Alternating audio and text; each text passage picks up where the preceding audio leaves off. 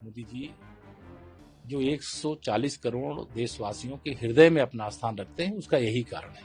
उन्होंने 15 अगस्त को लाल किले की प्राचीर से इस बात का ऐलान किया था कि हम दीपावली का तोहफा देंगे, उपहार देंगे, और 15 अगस्त के बाद 3 सितंबर यानी कि 18 दिन भी नहीं बीता और 18 दिन के अंदर ही उन्होंने यह ऐतिहासिक फैसला किया और जीएसटी काउंसिल ने नया स्लैब तैयार किया।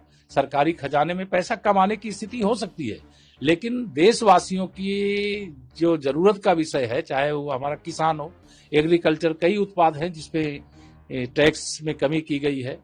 कई उत्पाद ऐसे हैं चिकित्सा की दृष्टि से जिसमें जैसे स्वास्थ्य बीमा है, जीवन बीमा है, उसमें जीरो कर दिया गया है जीएसटी। तो यह सब ऐतिहासिक फैसला लेने का काम माननीय प्रधानमंत्री श्री नरेंद्र मोदी जी के नेतृत्व वाली सरकार, हमारे देश की वित्त मंत्री आदरणीय निर्मला सीतारमण जी यही कर सकती हैं।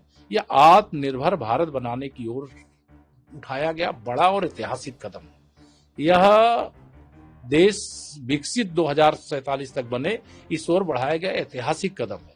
हम आयात पर निर्भर न रहें, बल्कि हम निर्यात करने वाले देश बने और जो हमारे देश की जरूरत है, हमारे देश के अंदर होने वाले उत्पाद से पूरी हो। इसके लिए ये जो फैसला किया गया ऐतिहासिक फैसला है। मैं इस फैसले का हृदय से स्वागत करता हूं।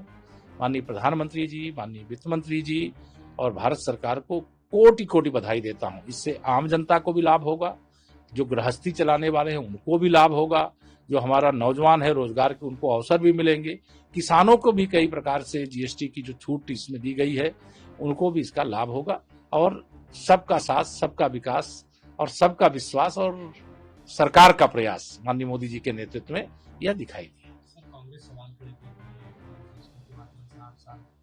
रही है कि कांग्रेस हताश, निराश और बनबास वह इस अवस्था में पड़ी हुई है, इसलिए जिस चीज का स्वागत करना चाहिए उस चीज का भी वो विरोध करते हैं। कांग्रेस अगर गरीब को अमीर बनाना चाहती तो मोदी जी के आने का इंतजार नहीं करना पड़ता। मोदी जी के आने के बाद 25 करोड़ लोग गरीबी रेखा से बाहर निकले। अब उन गरीबों को अमीर बनाने का काम चल रहा है, तो कांग्रेस कैसे सहन करेगी?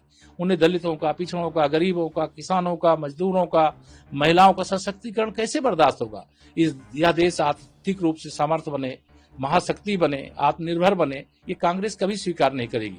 लेकिन भारत आर्थिक महाशक्ति भी बनेगा, सामरिक महाशक्ति भी बनेगा, आत्मनिर्भर भारत भी बनेगा। और यह मोदी जी के नेतृत्व में, मोदी जी के विजनरी नेतृत्व में पूरी दुनिया मोदी जी पर भरोसा करती है। कांग्रेस जो भारत विरोधी शक्तियां हैं उनके साथ मिली रहती है, इसलिए इस प्रकार की बात